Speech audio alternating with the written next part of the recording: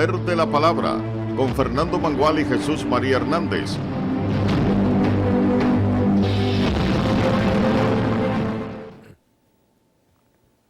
Buenas noches, República Dominicana, buenas noches, mundo. Desde ahora y hasta las 12, el Poder de la Palabra por aquí, por Teleradio América, canales 12 y 45 y todas sus ventanas digitales. Hoy vuelvo a excusar a don Fernando Mangual, que no estará presente en esta, lo que será una importante entrevista, por la calidad de nuestro invitado. Pero el próximo sábado ya tendremos a don Fernando otra vez compartiendo este espacio, el Poder de la Palabra. Tal y como anuncié en mi cuenta del Poder de la Palabra, tengo conmigo al licenciado Ivanhoe N.G. Cortillas, economista prestigioso de la República Dominicana. Buenas noches, licenciado. Buenas noches, gracias por darme la oportunidad de estar por primera vez en el Poder de la Palabra y muy complacido que usted me haya dado esta oportunidad. Y le excuso que no estará aquí el profesor don Fernando Mangual. Sí, caramba, para mí hubiera sido de Creo mucho que agrado. fue su profesor, ¿verdad? Sí, por eso, Bueno. tener un reencuentro después de décadas, ¿no? Bueno, pero en otra oportunidad estará. Por supuesto. Licenciado,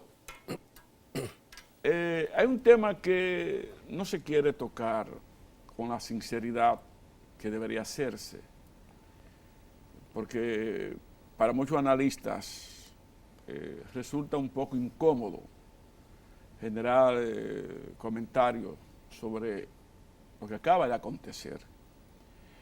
Recuerdo que en el 2002 tuvimos una catástrofe bancaria que prácticamente amenazó nuestro sistema político, nuestro sistema económico y nuestra estabilidad social. Ahora, no creo que con la misma magnitud, pero acaba de suceder otro hecho. La Superintendencia de Banco acaba de suspender el ejercicio financiero de una entidad bancaria dominicana de nombre Banca América. ¿Cuáles sean las consecuencias y por qué esto vuelve a repetirse? Bueno, tal como usted lo señala, esta entidad de intermediación financiera ha sido intervenida por la autoridad competente y luego de haberse tomado la decisión a nivel de la Junta Monetaria de intervenirla por el hecho de que su índice de solvencia, conforme han dicho las autoridades, estaba por debajo del 10%, que es el límite mínimo que se le exige a cualquier entidad del sistema financiero. Y resulta que al estar por debajo, hay varias causales que siempre determinan por qué un banco puede ser intervenido. Esa es una, la de tener un índice de solvencia por debajo del 10%. La otra es, que es muy poderosa, el de que tenga insuficiente liquidez que le permita honrar los compromisos que tiene con sus clientes. Es decir, que entra en una situación de impago.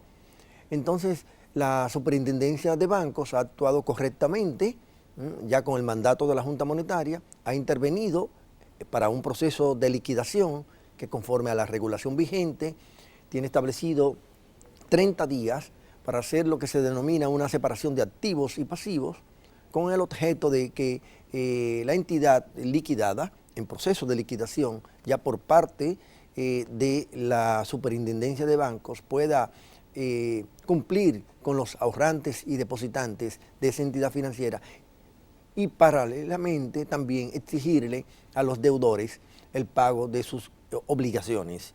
De tal forma que es lamentable que esto haya ocurrido. Por suerte, es una entidad pequeña. Es muy pequeña. Y al ser pequeña, es casi improbable que pueda producir un hecho sistémico, el hecho que produzca una situación sistémica.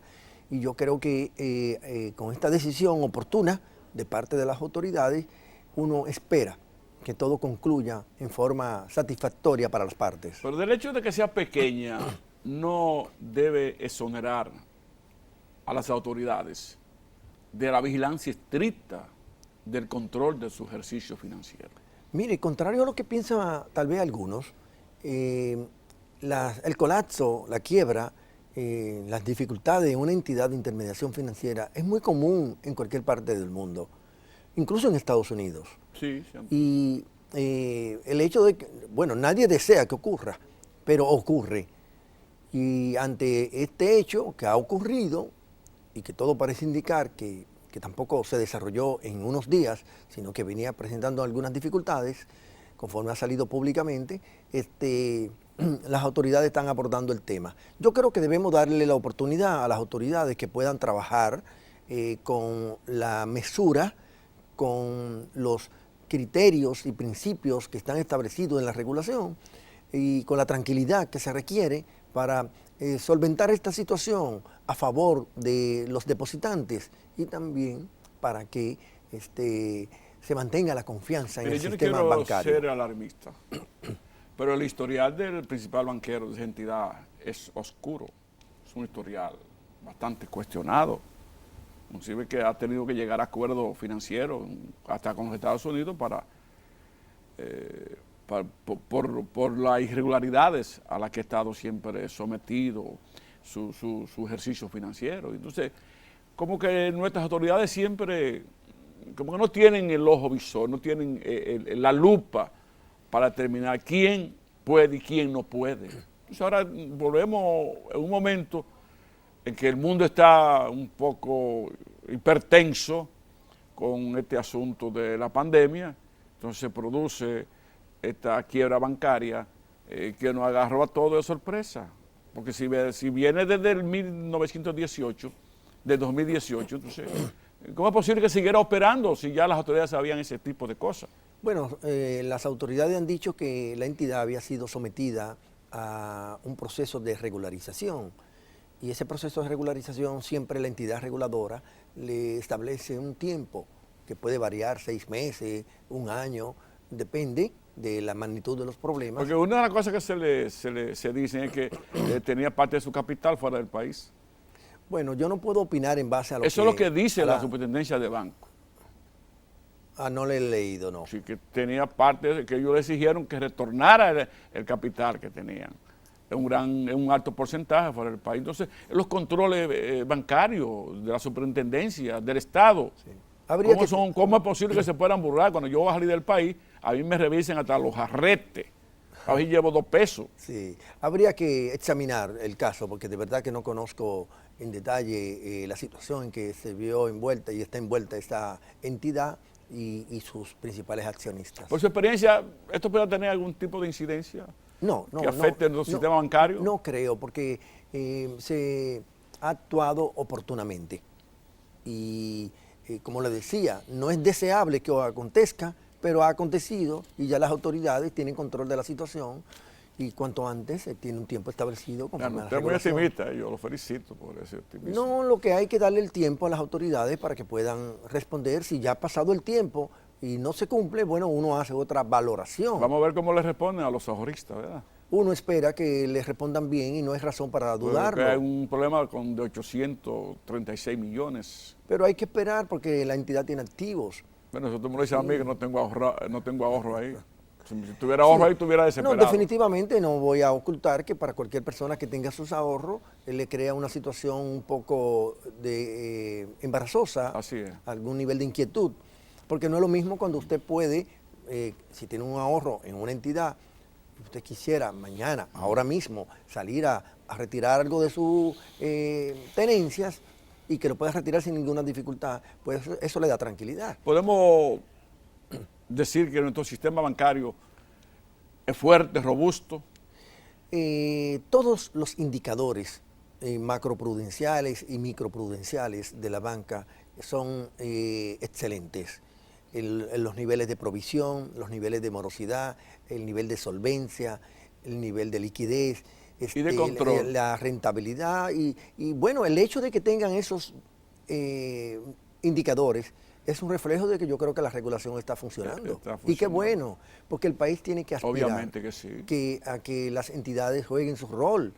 Y yo creo que no solamente ahora mismo, sino tiene años el sistema operando con bastante normalidad. Yo creo que luego de aquella crisis bancaria, que aconteció en los años 2002, 2003. 2002, 2003. A partir del 2004, las entidades fueron sometidas a un proceso de saneamiento y de fortalecimiento en la regulación. Y hoy estamos cosechando esa fortaleza. A pesar de lo que acaba de suceder. Sí, bueno, pero como le decía, en cualquier país pasan cosas como esa.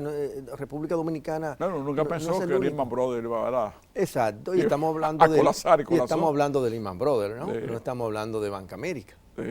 y colapsó. Exacto.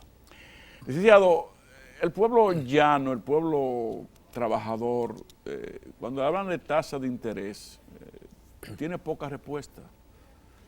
Conoce muy poco de la profundidad de esos mecanismos que ustedes manejan al dedillo. Y el Banco Central en estos momentos hace unos meses, en diciembre, acaba de anunciar un aumento de la tasa de interés. Yo quiero que usted pueda dilucidar qué significa el aumento del Banco Central en un momento de pandemia y de crisis económica y qué consecuencias eso va a traer a la economía dominicana. Bueno, si es un incentivo al ahorro, a los inversionistas extranjeros, o sea, ¿qué va a suceder con esta tasa de interés que acaba de aumentar el Banco Central de la República Dominicana? Hay una expresión que dice que todos tenemos un precio. El dinero tiene un precio. Y el precio que se fija para el dinero es la tasa de interés.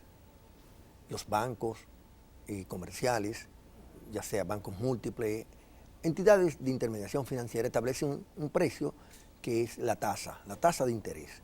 Igualmente, el Banco Central, que es la autoridad monetaria máxima de un país, establece el precio del dinero a través de lo que se denomina tasa de política monetaria. Esa tasa de política monetaria sirve de referencia para todo el sistema financiero y de capital de un país. En el caso dominicano, la razón por la cual el Banco Central ha ido aumentando desde un 3 hasta un 5%, de 3.5 a 5%. a 5%. Es decir, 1.5 puntos porcentuales de incremento en los últimos 2-3 meses.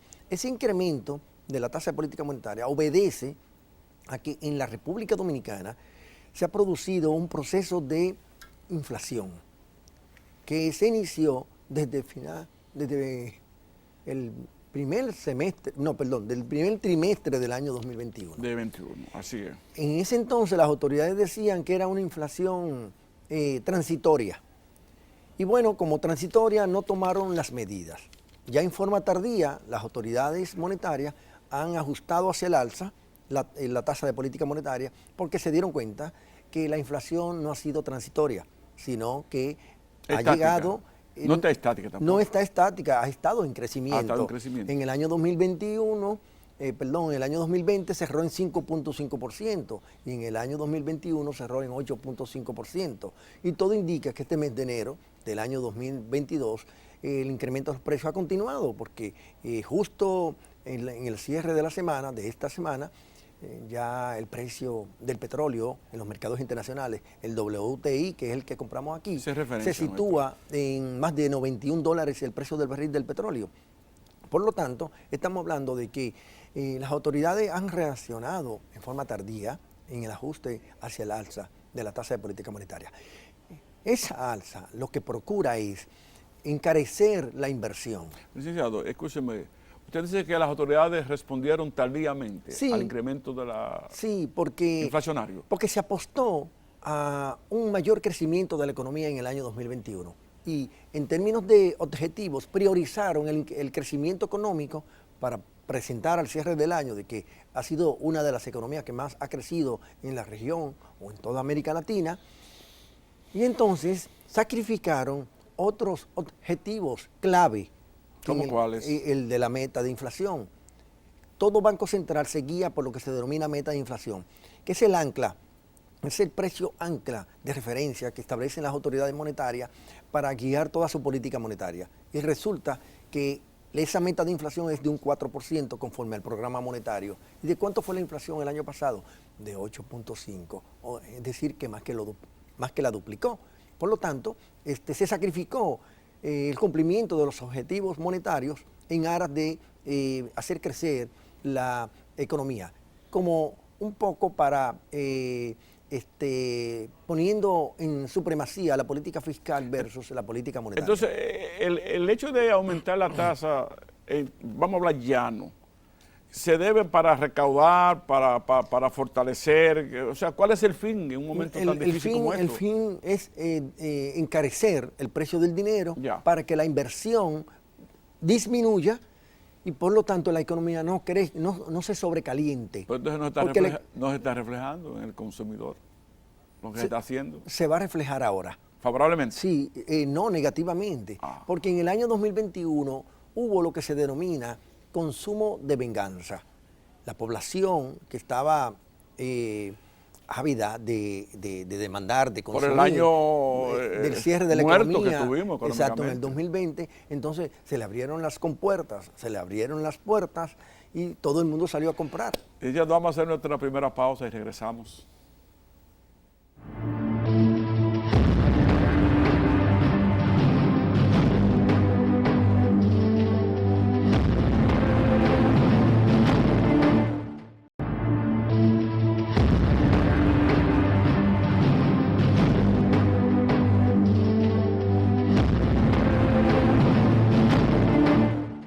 Entonces uno entiende que cuando las autoridades monetarias de un país, en este caso nuestro Banco Central, que es como el gerente. El de Estados Unidos la va a subir también, la FED.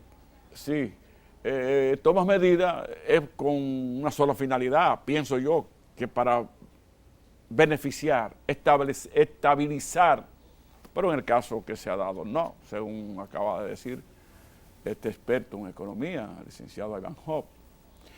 Pero hay un contraste, licenciado. Inflación, alza de interés, pero el Banco Central acaba de decir que hemos crecido un 13%. No, un 12.3%. Dice un 12.3%. 3%. Acaba, entonces, pero ese es un crecimiento que tiene una influencia de rebote estadístico.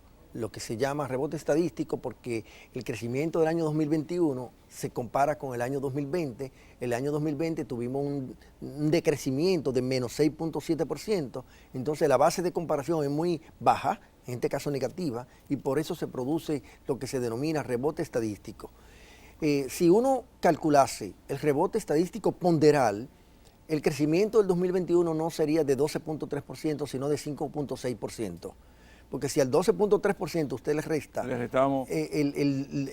menos. El menos, que es el de referencia, el de comparación, el neto, el crecimiento real de la economía dominicana, descontándole el rebote, es de 5.6%. Licenciado, una pregunta quizá un poco estúpida. Si tenemos crecimiento, entonces, ¿por qué se generan esos índices inflacionarios? Porque cuando todas las economías es bueno que crezcan, pero cuando crecen por encima de su capacidad potencial, se genera o lo que se denomina un sobrecalentamiento. El sobrecalentamiento a su vez produce inflación. Es como cuando usted, como persona, su entrenador de levantamiento de pesa le dice, usted puede levantar 100 libras y usted perfectamente la puede subir, pero usted luego intenta subir 110, 120 y no puedo. Y no puede, y podría terminar lesionándose, ¿no? Y hasta fracturándose una rodilla, una muñeca. ¿Y qué resulta? Eso pasa en la economía. Cuando la economía crece más de su capacidad, y su capacidad es 5%. ¿Usted se refiere al gasto? ¿Perdón? ¿Al gasto se refiere? No, me refiero al crecimiento del Producto Interno Bruto. Cuando la economía crece conforme a la capacidad que tiene el país, la economía puede crecer. ¿Pero capacidad de qué? La capacidad productiva. Productiva. Sí, me refiero a toda la infraestructura, las maquinarias, las inversiones, el consumo y todos los factores de la producción. Calculado en República Dominicana dice que el país puede crecer 5% sin ningún tipo de inconveniente. Cuando crece por encima de ese 5% se produce lo que se denomina en economía sobrecalentamiento. El sobrecalentamiento en cualquier economía del mundo genera inflación. Y eso fue lo que pasó el año pasado. Hubo un sobrecalentamiento de la economía porque crecimos en 12.3%. Sin el efecto estadístico, y con el efecto estadístico crecimos 5.6, también por encima del crecimiento potencial. Y eso es lo que explica la causal, el factor interno de la inflación. Porque la inflación dominicana tiene dos componentes: el importado, ¿no?, por todo el contexto internacional que conocemos, y el local que estoy explicando. Entonces, ese crecimiento debe tener alguna causa. Los préstamos internacionales. Es que se está inflando un globo que podría estallar en cualquier momento. Así como pasó con el consumo de venganza, también pasó con la inversión. La inversión creció porque hubo una inversión de venganza. Es decir, mucha gente detuvo sus niveles de inversión, se mantuvo más cauto durante el año 2020, y cuando encontró la oportunidad, porque vio que la economía empezó a reabrirse, comenzó a invertir. Comenzó a invertir. Es una inversión de venganza también. Entonces el gobierno también está tomando préstamos, un tipo como de venganza. No, el gobierno ha estado tomando préstamos porque siempre tiene déficit fiscal, déficit Entonces presupuestario. eso es lo que yo no entiendo, y quisiera que usted nos lo explicara con palabras que el pueblo entienda. Tenemos un déficit fiscal y tenemos ahora mismo una tasa de préstamo muy alta. Entonces, ¿para qué se hace el préstamo si no compensa los déficits fiscales? En el caso dominicano, los préstamos, no solamente de este gobierno, de los anteriores. Digo, eso sí, los préstamos están llegando, porque a veces se quedan intereses. Los préstamos se hacen, los préstamos internacionales y locales se hacen para equilibrar el presupuesto. Es decir, siempre el presupuesto dominicano tiene más gastos que ingresos. Ese faltante de ingresos... Y lo queremos equilibrar entonces con los préstamos. Se hace así. Y eso es lo que produce que la deuda pública dominicana del gobierno central se haya incrementado en forma significativa y en forma creciente. Muy rápida. Más intensamente en los últimos años. Muy rápida. Y este nuevo gobierno ha estado incrementando la deuda en forma preocupante. Entonces eso quiere decir que la producción no está alcanzando los niveles que se imaginaron. Lo que quiere decir es que todavía el tema de la recaudación tiene grandes desafíos, porque aunque la recaudación aumentó en el año 2021, aumentó porque la economía creció en 12.3%, y nominal seguro que creció en torno al 18%. Y sin embargo, aunque el ingreso corriente del Estado dominicano creció, no parecería ser suficiente. Recuérdese que las propias autoridades de la Dirección General de Impuestos Internos han dicho que la evasión impositiva por el lado del impuesto sobre la renta y por el lado del ITEVI es alta. En el lado del ITEVI supera el 40% y por el lado del impuesto sobre la renta supera el 50%. Entonces, conforme a los datos que dice la propia administración tributaria, quiere decir que todavía el país tiene grandes desafíos para aumentar sus ingresos, y esa es una de las causas por la cual no tenemos suficiente ingreso como para disminuir los niveles de endeudamiento. Otra causa es el tema de el gasto tributario, ¿no?, que son las exenciones y exoneraciones que el gobierno otorga a diferentes sectores de la economía y que deja de percibir ingresos por esa razón. ¿Qué sucedería si el gobierno de un decreto elimina las exenciones y exoneraciones? Bueno, ¿La economía dominicana resiste eso? No podría hacerlo por decreto porque esas exenciones... No, pues es una pregunta simple y sencilla. ¿Qué puede suceder si el gobierno dominicano dice, a partir de mañana no hay exenciones ni hay exoneraciones? Bueno, legalmente no se puede hacer. No se puede hacer, por eso decía que no me lo imagino, porque este es un gobierno democrático que uno supone que no caería en esos niveles de autoritarismo. Existen leyes y está el Congreso para ello. El gobierno tendría que someter una propuesta de modificación tributaria para hacer descender o para hacer, en este caso, desmontar. Yo le hice la pregunta porque usted, aparte de ser un excelente economista, también es un político. Sí. También muy versado. Muchas gracias. Porque usted sabe que las exenciones y las exoneraciones tienen una base política en este país. Por eso, cuando se vaya a discutir en forma... Política partidaria. Cuando se vaya a discutir en forma desapasionada la reforma fiscal, esos son de los temas que tienen que estar sobre la mesa. Un poco para descontaminar todo el tema fiscal de esas influencias políticas que usted acaba de señalar. Licenciado, entonces volvamos al estado inflacionario que tiene la población, porque se está comprando caro. Yo compro, usted compra, mi familia compra, y todos los días uno encuentra que un plátano vale por lo menos un centavo más, y eso es inflación. Entonces, ¿qué le recomendaría usted al gobierno dominicano? En primer lugar, ¿Cómo detener este estado inflacionario que yo pienso va a seguir en alza? mire, en primer lugar, a la inflación le pasa exactamente lo que le pasa con la edad suya y la edad mía y la edad de todo el que nos está viendo. Nadie cumple un año menos, todo el mundo cumple un año más. En el caso de la inflación, lo peor de esto, lo más grave es que no es solamente... Ya no se olvide de las damas. También, por supuesto. A veces cumple un año menos. Bueno, pero eso un es chiste. solamente para efecto de demostración. Es un chiste. Pero a nivel ya del acta de nacimiento no hay forma de No, disminuir de la revertir edad, eso. de revertirlo. Entonces, la inflación del año 2020, que fue de 5.5%, hay que sumarle la inflación del año 2021, que fue de 8.5%. Eso da 14%. Y la que viene ahora en enero, o la que ya se produjo en enero, que todavía no ha sido publicada, se le suma ese 14%. Entonces, es como los años que se va sumando. Por eso que los procesos inflacionarios como el que estamos viviendo, hay que detenerlo. ¿Y qué pasa? Que el gobierno no está haciendo nada. No hay un plan. ¿Cómo así? Sí, el gobierno no ha presentado un plan antiinflacionario, un plan que diga, nosotros vamos a tomar las siguientes medidas y enumerarla, anunciarla, comunicarle al país de que se está trabajando. Pero no, los bolsillos de cada uno de nosotros están siendo afectados por este proceso inflacionario y el gobierno no está protegiendo, especialmente a los más vulnerables, que son la mayoría de la población, los más pobres.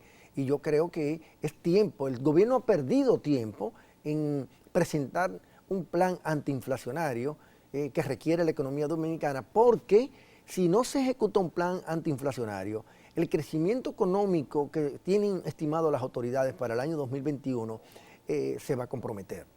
Quiere decir que posiblemente no terminemos en el año 2022 creciendo en 5.5% como se ha estimado, sino que creceríamos menos de seguir la inflación como está aumentando. ¿Y cuáles son los pasos que usted recomendaría para, digo, si se puede decir?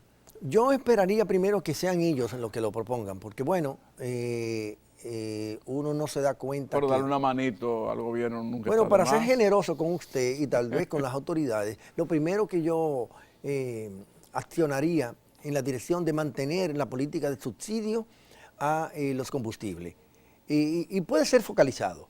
Lo segundo Pero es hay bocinas que están exigiendo quitar los subsidios. bueno, ¿Sería catastrófico en estos momentos? eso aumentaría más la inflación, porque entonces el aumento de los derivados del petróleo, que toda la semana se ajustan, en la mayoría de los casos, hacia el alza, resulta entonces que ya el gobierno no lo asumiría y se traspasaría a la población dominicana. Tendríamos más pasajes más altos, Y gas licuado mucho más caro. Comida más cara. Comida más para cara. que la gente lo entienda, comida más cara. Entonces el gobierno... Entonces vale la pena mantener los subsidios. Claro, y el gobierno debe también de descontinuar el alza en la factura eléctrica, que es también otro componente que está haciendo que la inflación dominicana siga en aumento. Recuérdense que tiene... Licenciado, y no hay aquí también otra contradicción.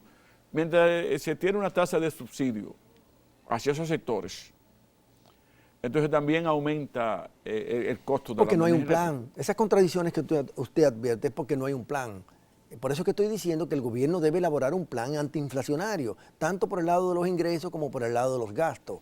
Los gastos, por ejemplo, el gobierno debería de profundizar el gasto social, favorecer más el gasto social. En el año 2021, que recién concluyó, el gasto social debió ser el 46% del total y solamente se ejecutó el 43%. Sí. Entonces estamos hablando de que tampoco se está favoreciendo a los sectores más vulnerables a través de la política o a través de la acción social con los programas asistenciales que debe implementar el gobierno, que debe ejecutar el gobierno en un momento inflacionario.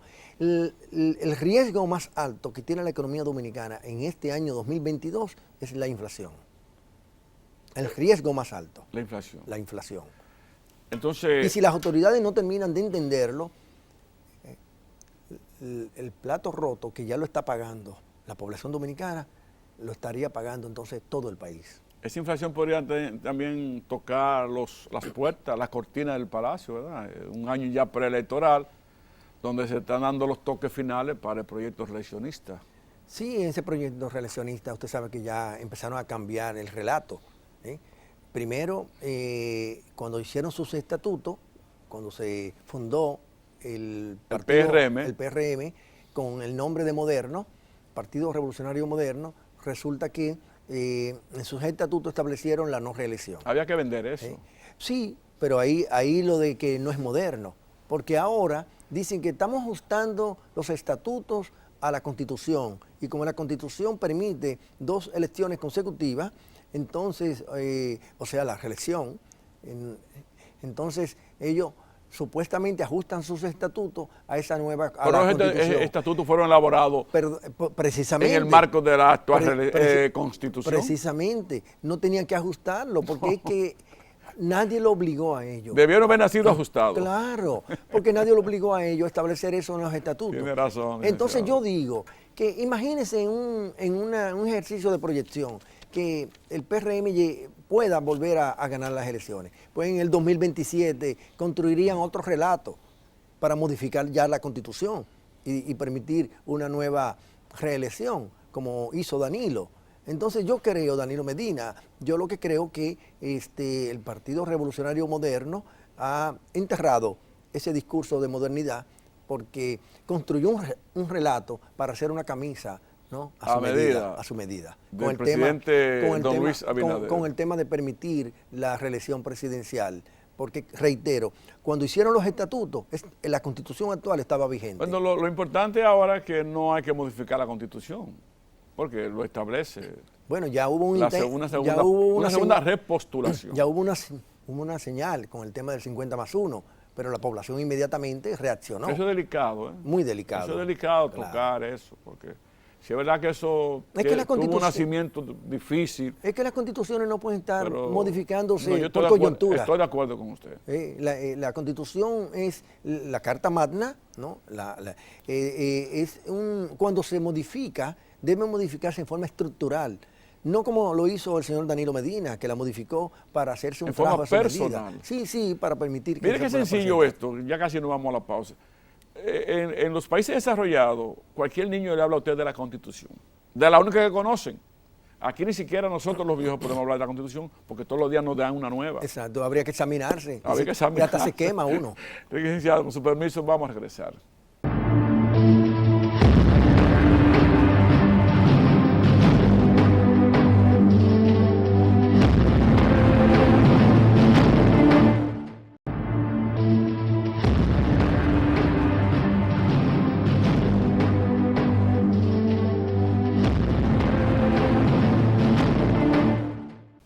Licenciado Ivanhoe N.G. Cortiña, usted milita en un partido político. Ciertamente, de la Fuerza del Pueblo. En la Fuerza del Pueblo. Soy fundador de la Fuerza. Eres fundador. Sí. Que lidera el expresidente, el doctor Leonel Fernández Reina. Así es. Licenciado, nosotros tenemos un sistema de doble vuelta. En el caso casi seguro que el doctor Leonel Fernández será vuestro candidato presidencial, en el otro lado de su antiguo partido se está barajando varias opciones, pero parece ser que la ex esposa del presidente Fernández es primera dama y es vicepresidenta, por alguna u otra razón está sonando más que los demás candidatos. Si se produjera que su partido Fuerza del Pueblo llevara al presidente Fernández como candidato y el PLD llevara a doña Margarita Cedeño, ¿podría haber algún tipo de acuerdo? Fíjese, el nivel de crecimiento que ha venido experimentando la Fuerza del Pueblo desde su nacimiento hasta el día de esta semana, que se juramentaron nuevos miembros, incluyendo a 3 ex candidatos municipales por distintos municipios de la República Dominicana, es indicativo de que la Fuerza del Pueblo se ha constituido en la principal fuerza política de oposición.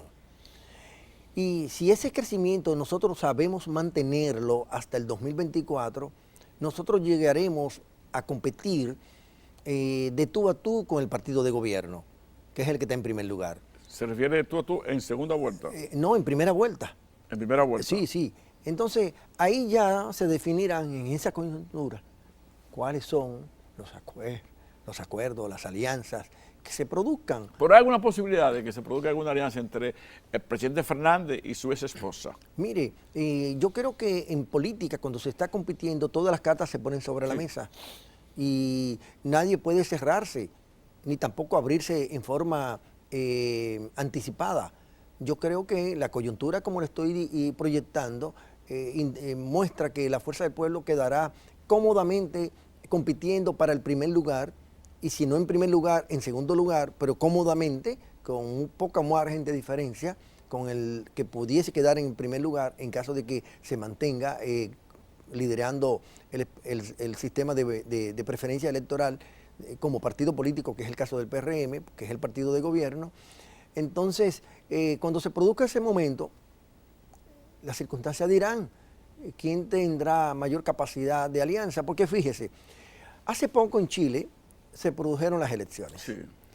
El candidato que quedó en segundo lugar, Boric, hoy es el presidente Es el electo. presidente, joven presidente. Sí, el joven presidente, porque supo, luego de la primera vuelta, establecer las alianzas que correspondían para remontarse él mismo, ¿no? Y pasarle al que quedó en primer lugar en la primera vuelta, porque él no fue el que quedó en primer Ojalá, lugar. licenciado, que en Chile todo siga como hasta ahora. Que Uno no sea de espera. esos inventos latinoamericanos Claro. que después nos hacen llorar lágrimas de sangre. Sí, porque yo soy de lo que yo soy de lo que creo que los liderazgos se construyen en los partidos. En Claro, los partidos. claro. Esas figuras mesiánicas, esas figuras digitales. Totalmente de acuerdo con usted. Bueno. Totalmente de acuerdo. Coincidimos. Las improvisaciones le han hecho llorar muchas lágrimas a América Latina. Hay que, como decimos en política, hay que ensuciarse el ruedo de los pantalones. Si usted quiere pecar, vaya, Por súbase supuesto. los pantalones. Exactamente. Súbase, Y mójese. Y mójese. Estoy de acuerdo con usted, ¿no? Porque oye, América no resiste otra Venezuela. Lo que la población dominicana tiene que estar informada, y ahora que estamos tocando la parte política, es estar debidamente orientada en cuanto a que la Fuerza del Pueblo ya es el principal partido de oposición de la República Dominicana. Y Leonel Fernández encabeza las preferencias en la oposición dominicana. Se quiere hacer como se quiera, como se mire, como se mida. Es un político experimentado. Definitivamente, que ha sabido manejar crisis. Y yo le digo, yo le tengo miedo a los inventos. Por la experiencia de América Latina que estamos viviendo. Yo no quisiera ver una América más convulsionada. Todos pagamos las consecuencias. Por supuesto, y Todos no pagamos. queremos que el país tenga retrocesos en ese sentido. Yo creo que los dominicanos debemos seguir respetando, admirando, fortaleciendo, contribuyendo a su mantenimiento, al sistema de partido dominicano. Totalmente de acuerdo. Que todos los partidos, no importa que sea el PLD, que sea la Fuerza del Pueblo. El sistema de partidos. Exacto, el PRM. Pero todos los ellos partidos. también deben entender eso. Por supuesto. Deben esforzarse Por supuesto. en las Innovar, autorrevisiones, en innovarse, los mea culpas, por supuesto. en las autoevaluaciones. Deben también. Autocrítica. La autocrítica, que era más difícil de hacer, Sí. pero la que deja más Sí, beneficio. Sí, claro, porque permite crecer en forma sana, Sana. y dejar digamos, lo malo en el pasado. Porque si no nos unimos en una dirección, el narcotráfico va a seguir ganando espacio. Y ha ganado mucho. La corrupción va a seguir ganando espacio. Y ha ganado Entonces mucho. nosotros tenemos que unificarnos para ver si tenemos una patria más sana para nuestros Porque hijos además, y los si hijos lo- de nuestros hijos. Si los malos se juntan con tanta facilidad, ¿por ¿Por qué qué los lo bueno buenos no podemos hacerlo? Porque, licenciado, hablamos un poco de Punta Catalina. Y voy a ser muy sencillo en mi pregunta, para que usted tenga el tiempo de responderla y analizarla con la profundidad que usted acostumbra a tocar los temas.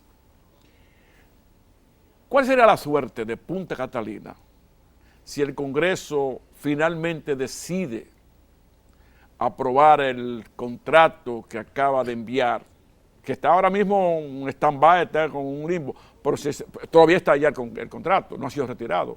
Si el Congreso aprueba el contrato tal y como lo envió el Poder Ejecutivo. Ese escenario Y lo hablo veo- sobre el fideicomiso. Sí, claro, entendí. Ese escenario lo veo lejos. El Senado de la República no se va a abocar a aprobar ese contrato, por dos razones. En primer lugar, porque se ha dado cuenta que el país ha hablado y en ese hablar ha manifestado que no está de acuerdo con ese tipo de contrato que se ha hecho. Y en segundo lugar, porque también el presidente de la República, que es de los actores principales del contrato, delegada en funcionarios competentes, debidamente, legalmente establecidos, le ha solicitado al Senado que suspenda lo que debió, su conocimiento, lo que el presidente debió hacer era retirarlo. Retirarlo. Porque el Congreso solamente tiene dos opciones en materia de contrato, aprobar y O rechazar. rechazar. No Y puede enmendar nada. Exactamente, cuando se trata de contrato. Y como el presidente ha dicho que va a llevar al escenario de el Consejo Económico Social la discusión de este contrato, pues lo más probable es que en esas discusiones salgan ideas nuevas, modificaciones, cambios. ¿Y cómo se le va a introducir esos cambios, modificaciones e ideas nuevas a ese contrato? Retirándolo. Entonces, Totalmente de acuerdo. Entonces debió hacerlo antes.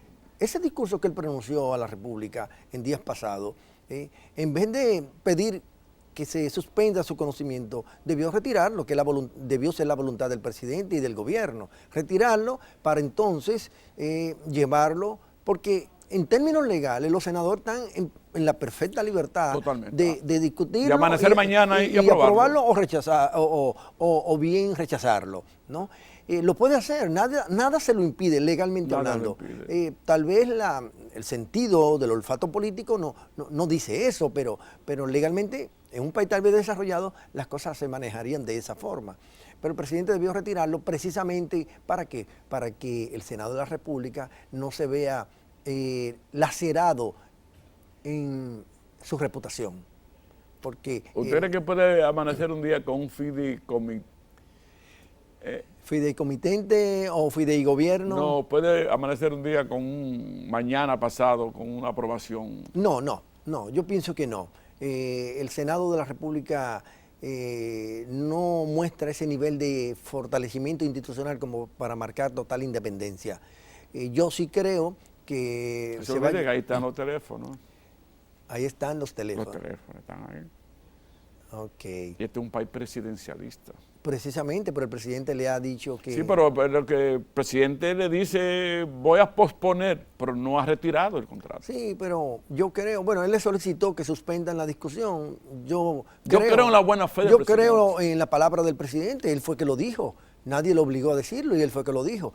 Hasta prueba en contrario, yo creo en eso, en que el presidente ha solicitado eso. Y los senadores, me imagino que consecuente con esa petición del presidente de la República, pues no lo va a conocer. Ahora, yo sí creo que el contrato debe ser estudiado con mayores niveles de profundidad. Porque para estudiarlo hay que retirarlo. Porque el contrato de Punta Catalina para el fideicomiso es una fotocopia del contrato ¿De de Red Vial. Una fotocopia. Y entonces tenemos la experiencia ya de... Lo lamentable de la fotocopia es, en primer lugar, que se haya pagado tanto dinero para hacer un contrato. Me imagino que hubo alguna firma de abogado, ¿no?, que trabajó en eso, para hacer una fotocopia de un contrato que solamente tiene 3 cosas que se diferencian con el contrato de Red Vial. ¿Cuáles son esas? La primera es que no existe la figura del fideicomitente adherente en el de Red Vial. Que la ley no lo contempla, la ley del 2011. No lo contempla, pero sí contempla la posibilidad de que cualquier tipo de fideicomiso pueda desarrollarse. Puede desarrollarse. Sí. Entonces, dentro de ese articulado, pues pudiera caber de alguna forma la figura del fideicomitente adherente. Por eso que yo digo que la regulación, existe regulación, pero precaria. Existe regulación para el fideicomiso público, pero insuficiente. El otro punto que difiere del contrato de Red Vial es que el de Red Vial. El de Red Vial tiene un comité técnico. Por ese comité técnico, ¿quiénes lo conforman? Funcionarios que representan instituciones públicas. En el del contrato de fideicomiso de Punta Catalina, el comité técnico está conformado por personalidades, prestantes, profesionales, bueno, con muchos haberes. Pero con otros intereses. Pero son Otros no intereses. representan los intereses del gobierno. No, otros intereses. No representan los intereses públicos. Alguien pudiera decir, bueno, cuando un ciudadano es nombrado por decreto en una función, pues pasa a ser empleado público, pasa a ser funcionario público, pasa a ser servidor público. Habría que discutirlo a la luz de la ley de función pública, porque yo creo que es un tema que pudiera discutirse para ciertamente poder decir si esos miembros del comité técnico serían funcionarios públicos o si no lo son, a la luz de la ley de función funcionarios públicos pública. deben ser remunerados. Bueno, pero van a ser A remunerados. menos que el decreto no lo establezca, las condiciones No, de ellos. y la otra diferencia entre el contrato de red vial es que los subcomités en la red vial pertenecen al sector público y aquí la unidad ejecutora, la unidad de gerencia también pertenece al sector privado. Luego todo, punto y coma, palabra por palabra, es una fotocopia. Si usted ganaría las elecciones en el 24, ¿usted le recomendaría al presidente Fernández que entregue a Punta Catalina? El Punta Catalina es un bien público y por lo tanto es parte del patrimonio público. ¿Usted cree que el gobierno tiene la capacidad para gerenciarla? Sí, yo creo que sí. Pero fíjese, yo no satanizo de que haya algún tipo de acuerdo auxiliar con el sector privado.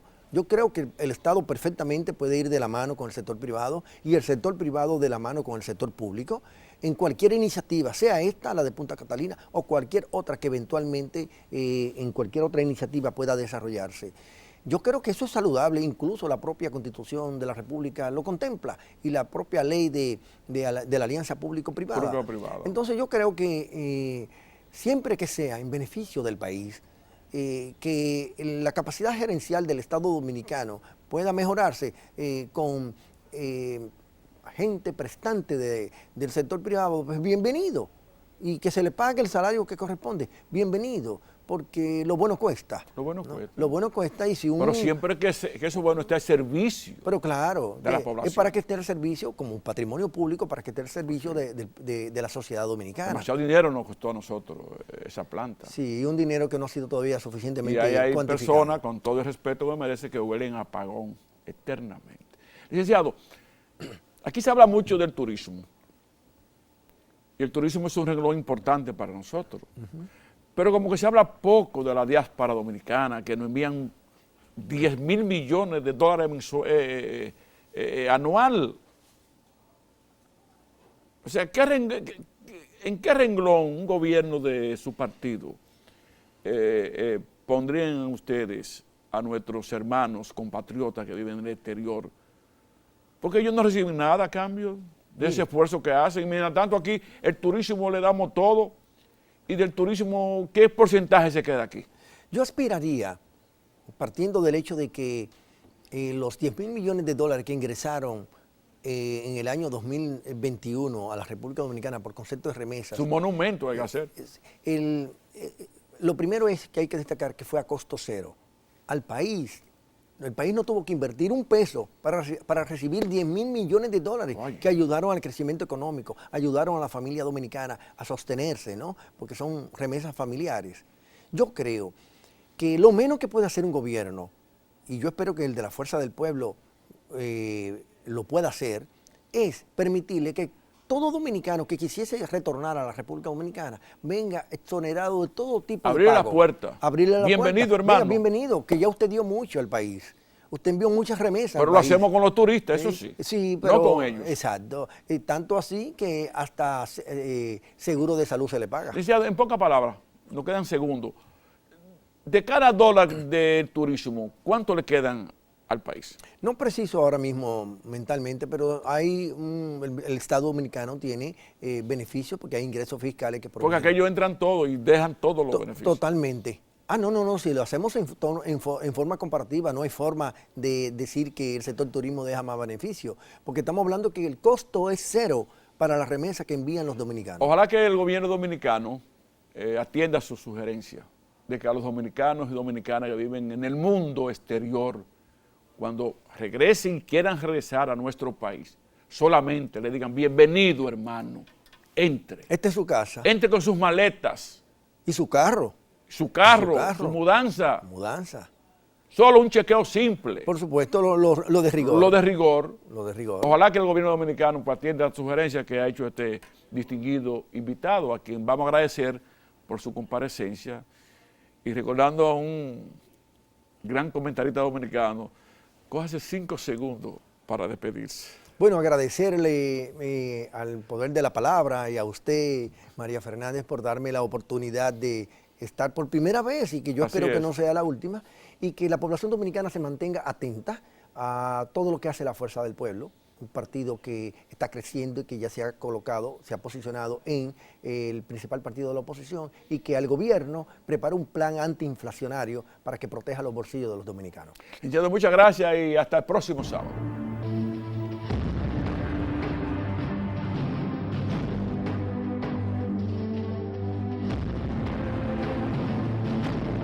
El poder de la palabra, con Fernando Mangual y Jesús María Hernández,